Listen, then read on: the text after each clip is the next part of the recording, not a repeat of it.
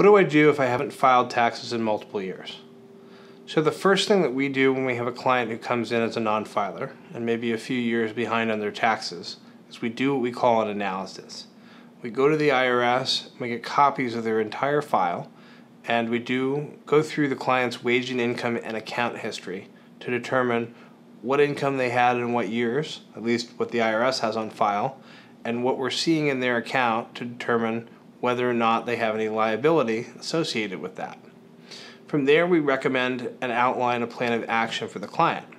The common misconceptions that non-filers have is if you haven't filed multiple years of tax returns, you have to go through and file every single tax return for every single year. That's simply not the case. So one of the reasons we do the analysis is to determine exactly what years the taxpayer has to file for and exactly what type of income that they're looking at. The next thing we do is we get all that information into an easily readable form over to the client's CPA so that they can prepare the returns that are needed to solve the issue.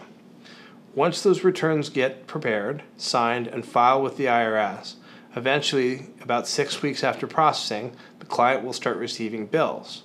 And then once we understand how much the client owes, with penalties and interest, we can start putting a collection resolution in place with the IRS. So even though the fact that you haven't filed tax returns in a number of years seems like a daunting task, if you break it down step by step, it's actually pretty easy to deal with the problem.